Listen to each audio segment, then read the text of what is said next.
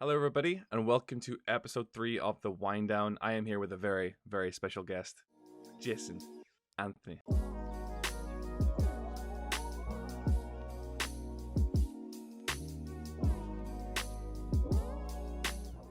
How you doing, my friend?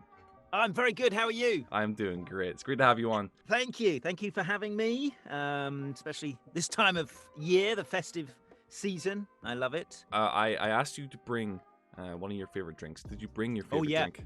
I did. Obviously, I'm in Los Angeles. It's morning here. So I have my one of my second favorite drink. I love coffee, but when I've had too much coffee, I love this drink. I don't know if you've ever heard of it, called Dandy Blend. I know, it sounds crazy, right? It's a coffee alternative, right? Made from dandelion roots. And it's got a bit of rye and barley in there. Now, I love coffee. So if somebody says, hey, listen, this is a really nice drink, it's like coffee, I'm like, I'll be honest, it's nothing like coffee. But this, it's a fantastic drink. Somebody put me onto it ages ago. And then I saw a post on TikTok saying the benefits of dandelion roots, right? Who would have thought the weed that we all get rid of is actually an incredible health benefit. So I have this drink now nearly every day. It's called Dandy Blend. So, quick fire in 10 seconds. Can you tell me what you do? Yeah, voice actor, voiceover guy, voice actor. I guess there's two different things, but yeah, where you need a voice for anything, they come to me sometimes. Where did your entertainment business journey begin? I was quite a late bloomer. It actually began when I was at school, and we did a production of Bugsy Malone. I remember reading for it in drama class. First time I'd ever stood up in front of the class and read something, you know, and I was doing impressions from a young age as a kid, so I did this kind of gangster, hey, Bugsy Malone, what's up, you know? And the drama teacher loved it, and she said, I want to put you in the school play as an understudy at first. And I was like, yeah, cool, what's an understudy?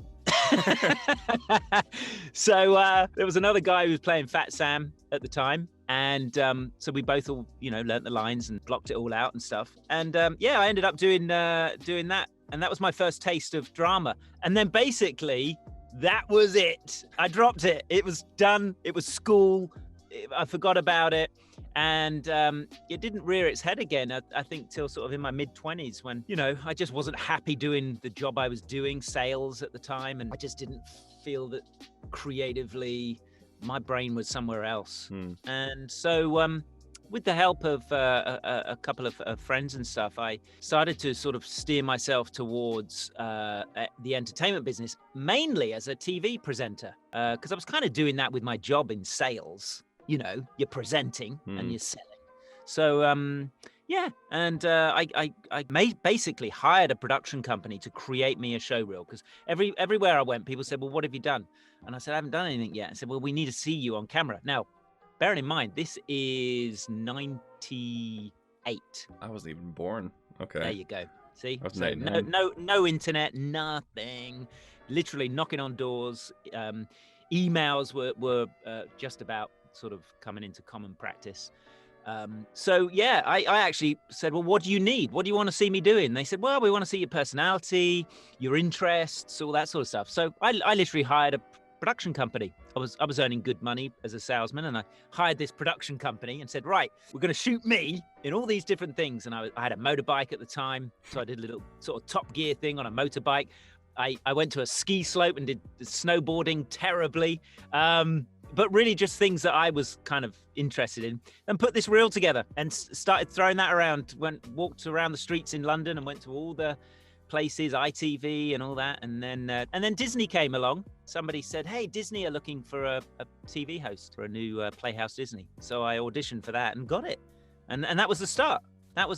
So real kind of quite a fragmented, very long kind of path getting into the business. So you said you were kind of first with like ITV, if I'm not mistaken. What was the kind of what was that? What did you do for ITV at the time? Yeah, well, so basically, I was doing the Playhouse Disney, which wasn't exclusive. So I was looking for other jobs and things. At that time, ITV2 was launching. Around 2002, I think. They were looking for presenters, and I'd written to ITV just because they were on my sort of list of contacts, and they,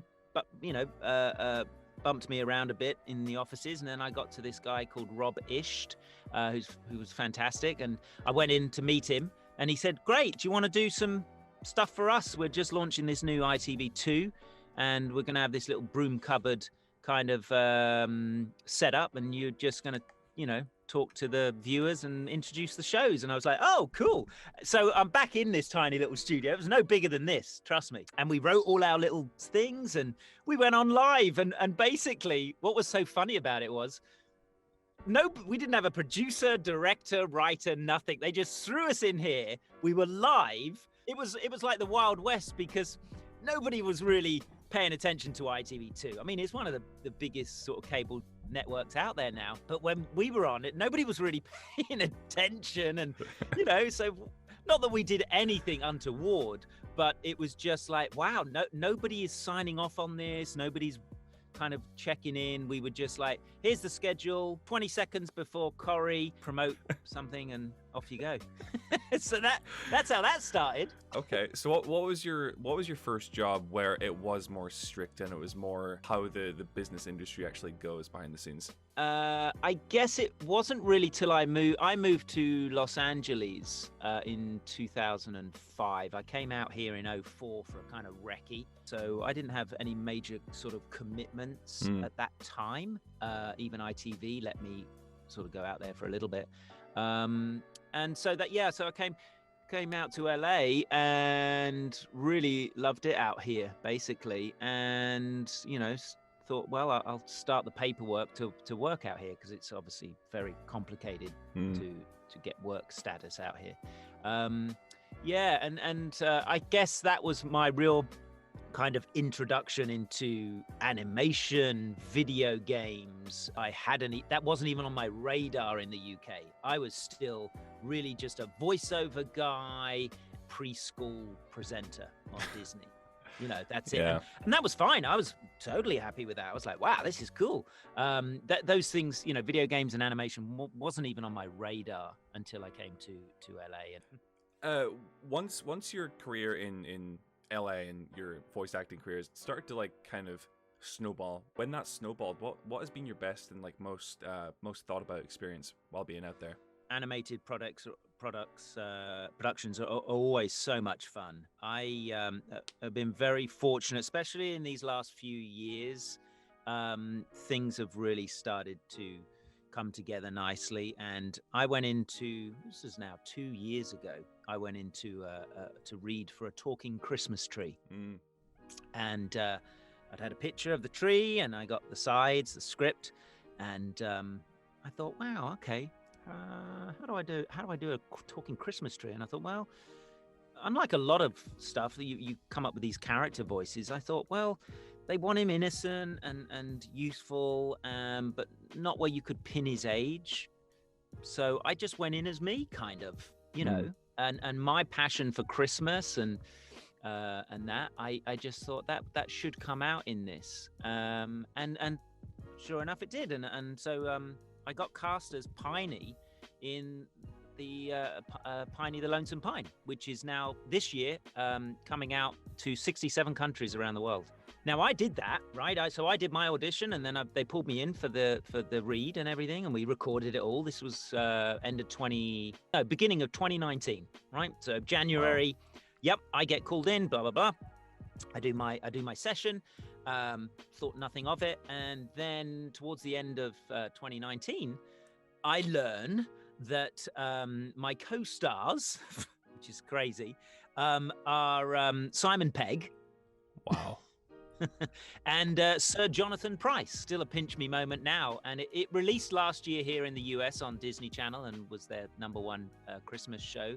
And now it's coming back out here in the US on Disney Channel, Disney Junior. It's out on DVD, and they've launched it to 67 countries. That's crazy. Worldwide. So, it's been a journey leading up to that. And it just shows you that you never know kind of what's around the corner. I've always admired both of those actors. And we've got some fantastic other actors in it. Parminder Nagra from Bend It Like Beckham and ER. She's in it too. We got the lovely Leslie Nichol, Mrs. Patmore from Downton Abbey, who's an angel. She's in it too. It's just like, wow. And it's Christmas, and I just love this time of year. So hopefully kids will love Piney, and he might become a staple part of Christmas. You are in my radar for a very specific reason. What is your connection with Call of Duty? Who do you voice, and in what titles do you appear in? For Queen and Country. Now there's a proper scrap. All right. Need more ammo. Oi, you muppets. Yeah, I play Otter. SAS, trained, bit of a loner out there for Call of Duty. I presume you're a Mocap. How does voice acting and Mocap for MW compare to each other? And do you have to go into it with a different mindset and a thought process, in both things? Yeah, very much so. The Mocapping I did was for another project, which unfortunately I can't talk about or give any clues. But I didn't do actually any mocap for MW 19. But in answer to your question, it is a different approach, because they're not only then capturing your voice, they're capturing your motion, everything. So as far as you're concerned, you approach it as an on-camera acting role. Mm-hmm. And it's a strange environment, to say the least. I think now people are very familiar with mocap stages, because we see so much behind the scenes stuff now for productions and video games. And I think there's some fantastic ones of Chad and Barry Sloan on the set of the Call of Duty stuff. And you can just see it's like, wooden crates and green tennis balls up for eye line. And you do get to actually hold some real weapons, which is quite good, because those need to be accurate for all your finger placements. Mm-hmm. Because you literally get a mocap suit with all these fluorescent balls on it, and they literally line them up with every joint in your body, your shoulders, everywhere, your knees, everything, feet. You've even got special sneakers, trainers with the balls on. So you kind of and a camera on your head, and then your dots all over your face, and the camera's here, literally here with a light on it. You have to put all that aside. And it's funny, because that's how immersive acting can be, is that once you're in a scene, you can put all that aside, all that strangeness. I mean, you're surrounded by literally, I think, sort of 100 odd cameras, because once they've shot that scene, this is what's so beautiful. It's a director's dream. When you shoot mocap, once you've shot the scene, they can edit that in any camera angle they want. Literally, you shoot it once, and then they can take that footage and they can shoot it POVs, wide shot, any conceive, up here, down here. Yeah, it's so it is a different approach as opposed to voice acting, where you are really concentrated on the microphone. You are limited to your movement in terms of you have to stay on mic, as they say. So those are restrictions. But of course, with mocap, you are still on a sound stage, and of course you've got all the same, speed, camera, and action. You've got all that stuff which you don't have necessarily in voiceover.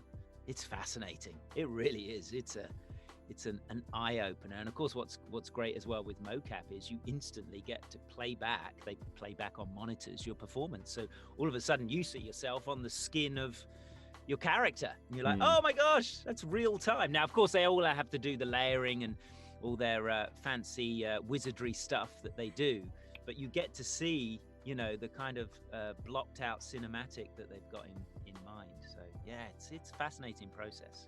So tell me how you got that final call that you were Otter in MW. How did that come to be? Yeah, it's really interesting. Again, gaming is as you guys know, it's huge. It's bigger than everything put together.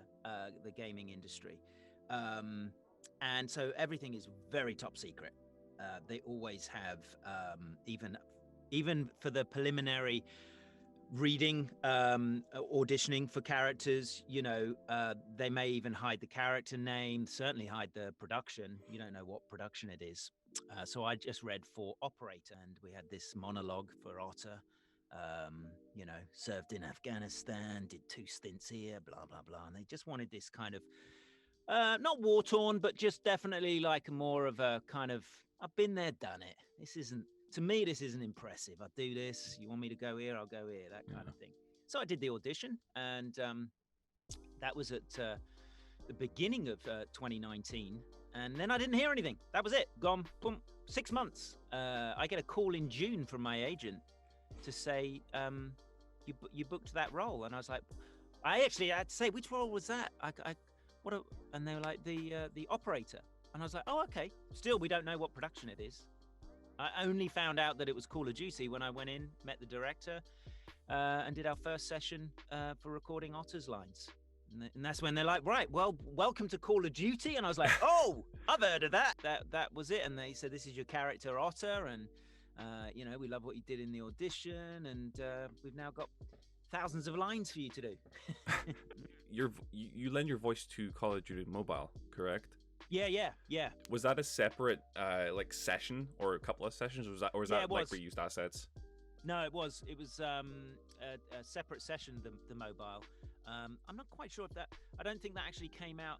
I could be wrong. I didn't know if that came out simultaneously with Warzone and MW. I think they rolled MW19 out, then Warzone. Yeah, so I got called in to do some additional dialogue. It's a little bit more watered down, I think, obviously because of the platform. You know, when you look at how much hard drive space this takes up, it's like, we got to water this down, guys. But even for I use those words carefully, watered down, but condensed version. Condensed, it's still like, wow, guys, this would have been, go back 5 years, this would have been the game you launched. Wow.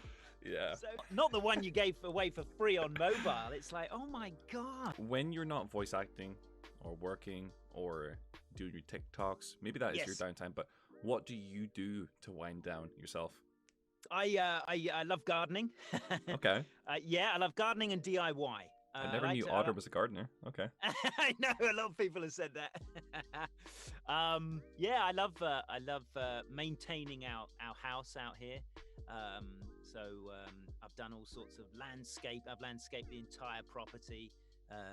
I've done some structural engineering out here, and I love doing DIY projects. I love working with wood. It's a beautiful material to work with. So Otter does have an extensive collection of power tools. I would love to see a TikTok series where Otter does like other things that isn't video games. Yeah, right. Otter does wood carving. Otter does pottery. Otter does gardening. Oh, you muppet! This wood. And then I like to go to the gym. Chad, I know Chad's an avid gym junkie too. Those are good things. Those keep my mind in shape, let alone physically. But I think being outdoors, because I mean, we all spend way too much time now looking at a screen. But unfortunately, that's life now. We're staring at 3 now. And as much as I love TikTok, it's still staring at a screen. So I think to get outside and do something. So those are my 3 go-to things that I do to unwind. You're in a zombie apocalypse now. Yes. You can bring 3 actors / voice actors to bring with you to survive. Who would they be, and why? Morgan Freeman, because he could talk his way out of anything and everyone would listen. Definitely put him up the front. Probably Thanos. Okay. Yeah, definitely, because he's just even though they did kill him in the end. So not Josh Brolin, who voiced him, but actual Thanos. No, actual Thanos. Okay. Yeah. But all Infinity Stoned, or? Oh, I think he, with or without. I mean, that was a tough fight. I'd probably have Tom Kenny, voice of SpongeBob, just for the comedic fun. He's so funny.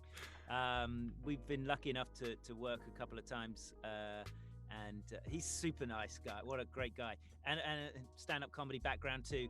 But he's so funny. What did you work with him on? I did a charity show with him, and then we both worked on Lego Hero Factory.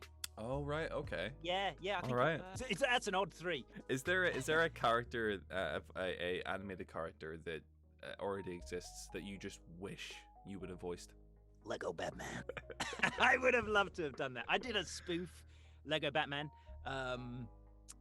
which is on my my TikTok somewhere, buried in there. Well, listen, it has been an absolute pleasure to have you on, Jason. Thank you so much for stopping on by. I really do appreciate it.